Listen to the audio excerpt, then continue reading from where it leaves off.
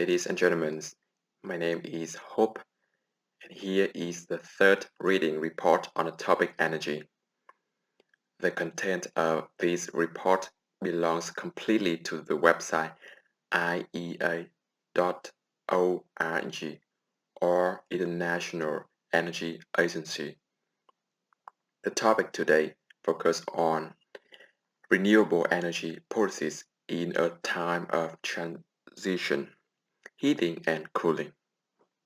This report is pretty short and it will last about 10 minutes, I guess.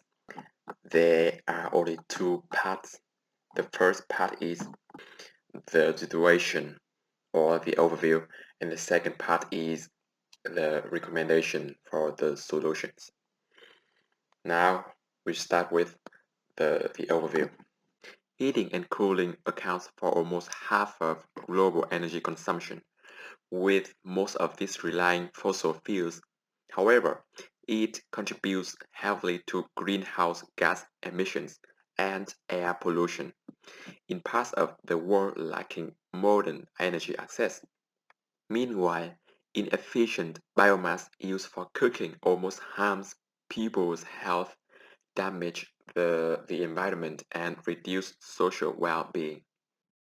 The transition to renewable-based, energy-efficient heating and cooling could follow several possible pathways depending on energy demand, resource availability, and the needs and priorities of each country or region. Broad options include electrification with renewable power, renewable-based gases, including green hydrogen, sustainable bioenergy use, and the direct use of solar and geothermal heat. This report developed jointly by the International Renewable Energy Agency, the International Energy Agency, and the Renewable Energy Policy Network for the 21st Century outlines the infrastructure and policies needed with each transition pathway. This edition focuses on renewable-based heating and cooling, follows a broader initial study, renewable energy policies in a time of transition.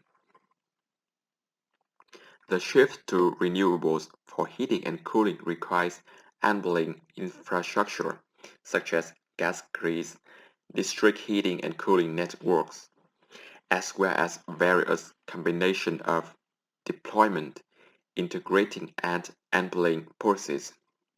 The policy framework can demonstrate a country's commitment to the energy transition, level the playing field with fossil fuels, and create the necessary enabling conditions to attract investments. Along with highlighting country experiences and best practices, the study identifies barriers and highlights policy options for renewable heating and cooling.